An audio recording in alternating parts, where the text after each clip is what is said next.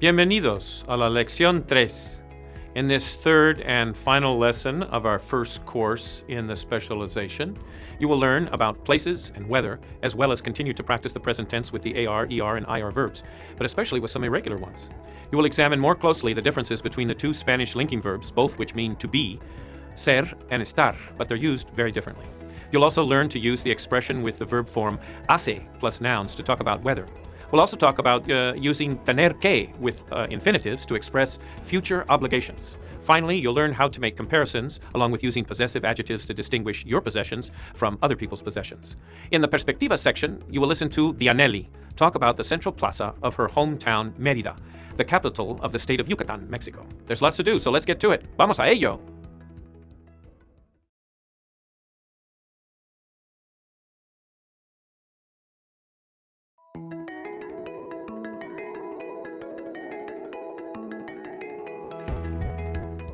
Welcome to the vocabulary section, lesson 3. In this section, you'll learn the basic vocabulary to talk about places, the environment, and the weather. Strive to make new associations between the sounds, the images, the written words, and the English translations. In the exercises, drag and drop the correct Spanish word onto the appropriate images, and then listen to the Spanish pronunciation. Remember to repeat this associative process about 10 times, especially during the week, spread out, so that you can memorize each word. Afterwards, make sure to complete the comprehension checks to be sure that you're understanding all of the vocabulary. Fortunately, there are many cognates between English and Spanish that will help you increase your Spanish vocabulary, but pay attention to the small changes in spelling and pronunciation. Okay, so let's get to it. Vamos a ello.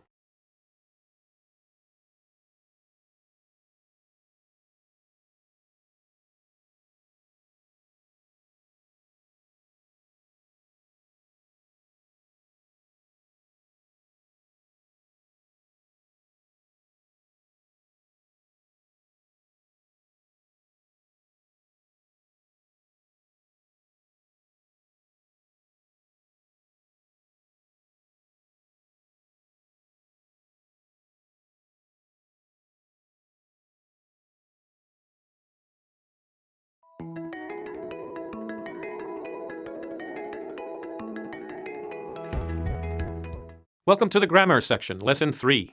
In this third and final lesson of this course, you will examine the differences between the two linking verbs in Spanish, ser and estar. They both mean to be, but they're used differently.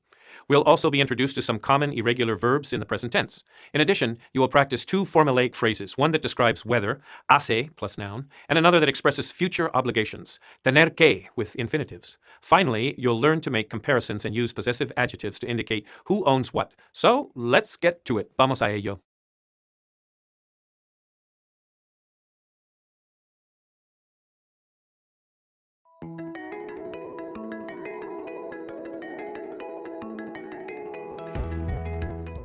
Ser is a verb that links nouns and adjectives that refer to defining characteristics. Let's look at some examples. Soy médico. Y usted es profesor. I'm a doctor, but you are a professor. Mérida es una ciudad. Mérida is a city. El clima es duro por el calor. The climate is very hard because of the heat. El centro es grande. The center part is very large. Dianelli es inteligente. Dianelli is intelligent. Ella es joven. She is young. La comida regional es muy rica. The regional food here is very good tasting. Los yucatecos son muy corteses. The people from the Yucatan are very courteous. Ojo, remember that the formal second person forms usted and ustedes are paired with the third person verbal endings. Now let's look at estar. It also means to be, just like ser, but it's used differently. It usually links adverbs and adjectives that refer to either relative locations or changing states, changing characteristics. Let's look at some examples. Estoy en Mérida. Tú estás en California. I'm in Mérida. You're in California. La plaza está en el centro urbano. The plaza is located in the urban center. Dianelli está muy bonita. Dianelli is all dressed up, looking very nice. Este helado está rico. This ice cream that I'm eating right now tastes really good. El tráfico está horrible ahora. Luego no hay nada. The traffic right now is terrible. Later there's nothing. Dianelli no está enferma, pero tiene alergias. Dianelli isn't sick, but she does have allergies.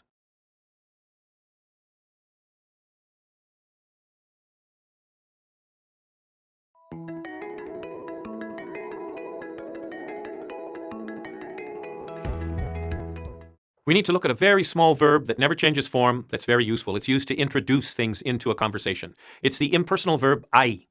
It occurs with other nouns and presents them, and it usually occurs without articles, or if there's an article there, it has to be an indefinite article. And the form never varies. It's always hay. It's both singular and plural, and it's translated into English as there is, there are. Let's look at some examples. Hay personas, hay gente, hay niños en la plaza por la noche. There are people, there are children in the plaza during the night. Hay una película interesante en el cine. There's a really interesting picture, movie, going on at the theater. ¿Hay obra de teatro esta noche? Is there a theater piece tonight? ¿Qué hay en la plaza central? What's going on in the central plaza?